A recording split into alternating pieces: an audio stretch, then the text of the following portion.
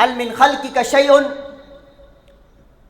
اشد من الجبال، زمین جب کانپنے لگی تو اللہ تبارک و تعالیٰ نے پہاڑ پیدا کیے، ان پہاڑوں نے زمین کو روک دیا۔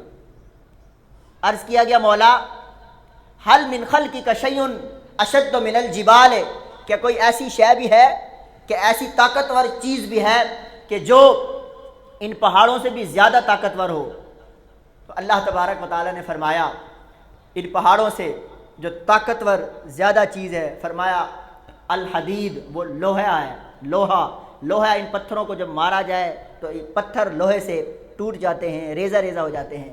پھر رب سے پوچھا گیا اے مولا ان لوہے سے بھی کوئی سخت ترین، کوئی طاقتور چیز کوئی ہے؟ فرمایا اشد من الحدید النار، اگر تم پوچھتے ہو کہ اس سے طاقتور، لوہے سے طاقتور چیز کیا ہے، فرمایا وہ آگ ہے جو لوہے کو بھی پگھلا دیتی ہے۔ پھر پوچھا گیا کہ اس لوہے سے بھی زیادہ مضبوط آگ ہے، کیا اس آگ سے بھی زیادہ مضبوط چیز ہے؟ فرمایا گیا الماء، آگ سے بھی زیادہ مضبوط چیز جو ہے وہ پانی ہے، جو پانی اس آگ کو بجھا دیتا ہے۔ پھر پوچھا گیا کہ مولا اس پانی سے بھی زیادہ کوئی طاقتور اور مضبوط چیز ہے؟ فرمایا گیا الریح، وہ ہوا ہے جو اس پانی کو ہوا لے جاتی ہے جہاں چاہتی ہے۔ پھر پوچھا گیا اس پانی سے بھی طاقتور کوئی چیز ہے؟ تو نبی اکرم نور مجسم صلی اللہ علیہ وآلہ وسلم نے فرمایا ان ساری چیزوں سے جو مضبوط چیز ہے وہ مال صدقہ کرنا ہے کہ ایک ہاتھ سے دو، دوسرے کو پتہ ہی نہ چلے۔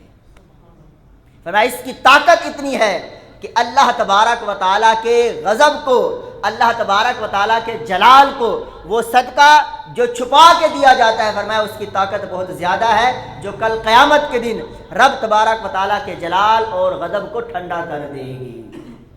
تو اسی لیے ماہ رمضان المبارک میں یہ مزاج ہوتا ہے خرچ کرنے کا، آپ دیں لیکن کوشش کریں کہ عزت کا خیال کیا جائے، جس کو دے رہے ہیں اس کی رسپیکٹ بھی برقرار رہے، اس کی عزت نفس بھی برقرار رہے، اور دیتے ہوئے مال جو خرچ کیا جائے وہ پسندیدہ مال خرچ کرنا چاہیے۔ لن تنالوا البر حتى تنفقوا مما تحبون، جو مال تم خرچ کرو فرمایا وہ دو جو پسندیدہ ہو۔ ہمارا مزاج کچھ اس طرح کا ہے کہ جب ہمارے اوپر پریشانیوں کے انبار آتے ہیں تو ہم سب سے پہلا کام وہ کرتے ہیں جو اللہ اور اللہ کے رسول اور دین کی طرف جا رہا ہوتا ہے اس کو منقطع کر دیتے ہیں۔ اگر ہمارا فنڈ مسجد کی طرف جا رہا ہوتا ہے، ہمارے اوپر کوئی پریشانی اگر آئی ہے تو ہم سب سے پہلے وہ مسجد کی طرف، وہ دین کی طرف، وہ مدارس کی طرف، وہ جو غرباء کو ہم دے رہے ہوتے ہیں وہ ہم ہاتھ پیچھے کر دیتے ہیں، جبکہ اپنی جو ضروریات ہوتی ہیں ان کو ہم نہیں دیکھتے کہ اللہ اور اللہ کے رسول کے لیے جو مال ہم خرچ کر رہے تھے اگر ہمیں تنگی آ گئی ہے تو ہم اپنی کوئی ضروریات کم کر دیں، لیکن مسجد اور مدرسے کی طرف یا جو غریبوں کو جو ہم دے رہے تھے ان میں کمی نہیں آنی چاہیے۔ حضرت نعمان بن حارثہ رضی اللہ تعالی عنہ، آپ کی ایک پسندیدہ گھوڑی تھی، چھوٹی سی بچی تھی، آپ نے اس کو پالا تھا اور اس سے بڑا پیار کرتے تھے۔ حضرت زید وہ فرماتے ہیں کہ ہم بہن بھائی جو ہیں اپنے بابا جان سے مذاق بھی کیا کرتے تھے۔ کیا مذاق تھا؟ ہم یہ کہا کرتے تھے بابا جان ہم آپ کے بچے ہیں، آپ ہم سے زیادہ پیار کرتے ہیں یا اس اونٹنی کے بچے سے زیادہ پیار کرتے ہیں؟ یعنی اس حد تک اس اونٹنی سے پیار کیا کرتے تھے۔ حضرت زیاد فرماتے ہیں جب رسول اللہ صلی اللہ علیہ وآلہ وسلم نے یہ آیت بتلائی کہ لن تنالوا البر حتى تنفقوا مما تحبون، فرمایا اس وقت تک تم نیکی کو نہیں پا سکتے اگر تم نیکی کمانا چاہتے ہو جب تک تم اپنی پسندیدہ چیز اللہ کی راہ میں خرچ نہیں کر دیتے۔ آج تو مزاج یہ ہے، ہم نے دیکھا ہے جمعہ کے دن اوقات نہیں ہے، وقت نہیں ہے نئے نوٹ کی اور پرانے نوٹ کی۔ نوٹ ایک ہی ہیں، ایک نیا نوٹ ہے اور ایک پرانا نوٹ ہے، ہمارے پاس دونوں موجود ہیں۔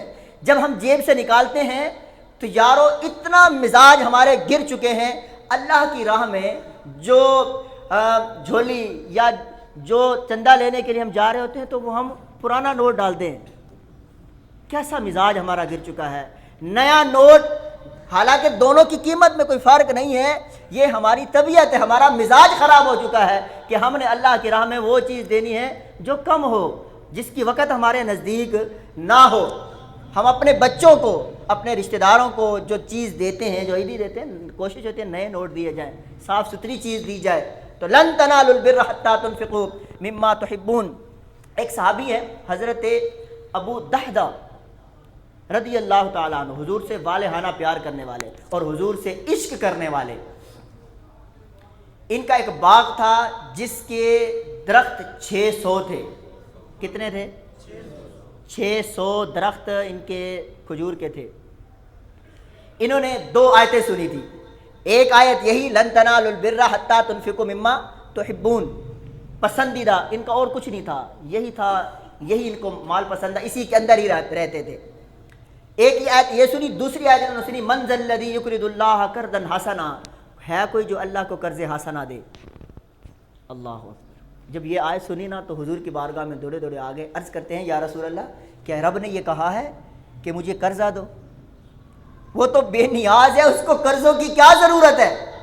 کیا میرے رب نے یہ کہا ہے کہ مجھے قرضہ دو؟ حضور نے فرمایا ہاں، اللہ نے فرمایا ہے کہ مجھے قرض دو، قرض حسنا دو۔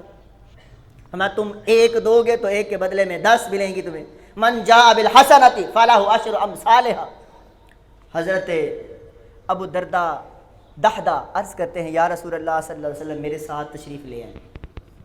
حضور صلی اللہ علیہ وآلہ وسلم کو ساتھ تشریف لے آتے ہیں، باغ کے اندر نہیں جاتے، باہر کھڑے ہیں، باہر کھڑے ہو کے عرض کرتے ہیں یا رسول اللہ آپ گواہ ہو جائیں، یہ سارا کے سارا باغ میں اللہ کے لیے قرضے کے طور پہ اللہ کی بارگاہ میں پیش کر رہا ہوں، دیا بھی اسی نے تھا، میں سب کچھ اسی کے نام کر رہا ہوں۔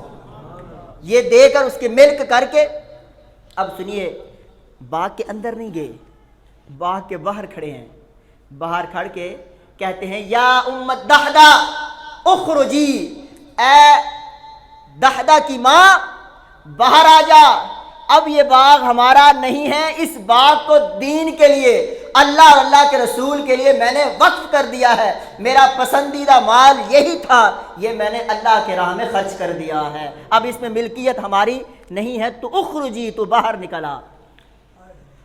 آج کی عورتیں جب ان کو بتلایا جائے کہ میں نے اپنا سارا سرمایہ دین کے نام لگا دیا ہے تو طرح طرح کی باتیں، لیکن وہ صحابی کی بیوی تھی، انہوں نے جب یہ سنا تو فوراً سے جلدی جلدی اپنے سامان سمیٹا، جو کچھ موجود تھا، اپنے بچوں کو لیا، اور جب دروازے پر پہنچے، قریب باغ سے نکلنے لگی تو حضرت ام دحدہ جو ہیں انہوں نے کہا رابح بیعک یا ابا دحدہ، اے ابو دحدہ تو نے بڑا نفع کا سودا کیا ہے، اے ابو دحدہ تو نے بڑا نفع کا سودا کیا ہے۔ تو عزیزان گرامی، اللہ کی راہ میں جب مال خرچ کیا جائے تو پسند